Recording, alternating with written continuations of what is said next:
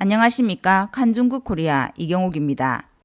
중공 제20차 전국대표대회와 베이다효 회의가 임박해지면서 동적 제로 정책을 견제할 것인지 아니면 통제를 완화하고 경제를 살릴 것인지 중공 내부는 상반된 신호를 보내고 있습니다.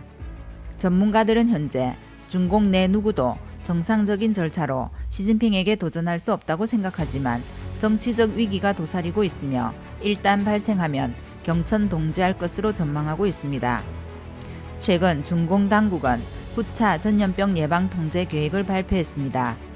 공업정보부의 여행 여정 카드의 별표는 코로나 중위험 지역이나 고위험 지역 주의를 여행했다는 표식인데 그렇다고 위험 지역에 들어갔다는 의미는 아닙니다. 공업정보부는 이 표식을 취소하고 여러 곳에서 일상화된 핵상 검사를 취소했습니다. 또한 중공 국무원은 과잉 방역을 겨냥하여 9가지 금지를 제기하는 등 여러 가지 징조가 공통적으로 전염병 통제 국면을 완화시키고 있는 것처럼 보입니다. 그러나 중공 관영 매체에 따르면 시진핑은 6월 28일 우한 시찰에서 동적 제로 정책을 고수하고 집단 면역은 불가능하다며 잠시 경제 발전에 영향을 미치더라도 상황에 따라 방역 조치를 조정할 것을 강조했습니다. 중국 문제 전문가이자 호주 법학자 위안홍빙은 중공의 방역 노선에는 큰 변화가 없다고 말했습니다. 중공 당국은 전술을 약간 조정한 것일 뿐 중공의 동적 제로 정책의 총 방침은 변하지 않았다고 말했습니다. 이것은 시진핑은 동적 제로 정책을 반드시 견제해야 한다고 다시 한번 강조했고 또한 일부 경제 발전을 희생하더라도 주저하지 않을 것을 분명히 했기 때문이다 라고 지적했습니다. 반면에 위안홍빙은 경기 침체로 인해 지방정부가 큰 타격을 받았고 지방재정을 유지할 수 없는 상황에 도달했다. 결과적으로 지방관리들은 겉으로는 복종하는 척하면서 실제로는 따르지 않는 양봉 어미를 하고 있다. 사실 이런 상황은 항상 존재했다고 말했습니다.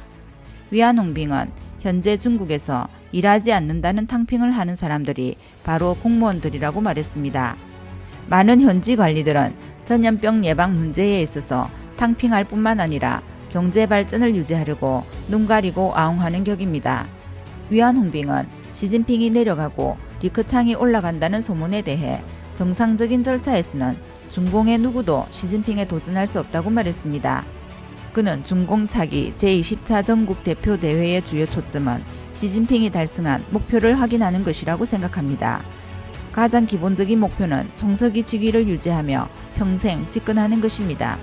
위안홍빙은 중공 지도자가 더 이상 도덕적 카리스마로 관리들이 그를 믿고 복종하게 할 수 없으며 폭력에 의존할 수밖에 없다며 계속 쌓이면 중공에서 궁정 쿠데타 방식의 중대한 정치적 사건이 일어날 것이다 라고 말했습니다.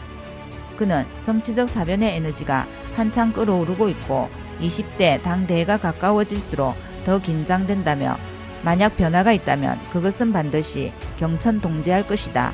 궁정 쿠데타와 같은 변화일 것이다. 그러면 전 세계가 알게 될 것이다 라고 말했습니다.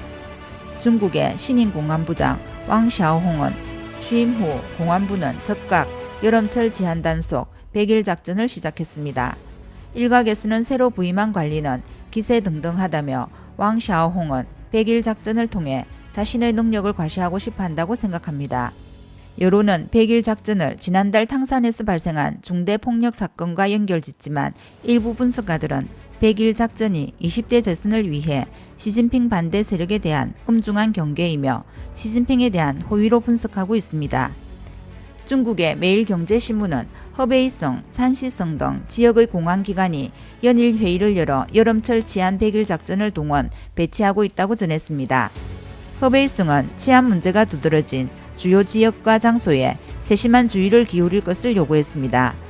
허난성 공안부는 출퇴근, 등교 등 최고조 시간대와 야간 레저, 오락, 야식 최고조 시간대에 순찰 밀도를 높여야 한다고 지시했습니다. 표면적으로는 중국 공안부가 100일 작전의 초점을 갱단과 악의 소탕으로 정한 것처럼 보이지만 중국의 독립정치학자인 천 따오이는 미국의 소리와의 단독 인터뷰에서 사실상 100일 작전은 적대 세력과 테러를 근절하고 정치적 안보 유지가 최우선 과제라며 대외적으로 공표하지 않았을 뿐이라고 밝혔습니다. 이번 영상은 여기까지입니다. 구독과 좋아요는 격려입니다. 공유는 나눔의 시작입니다. 감사합니다.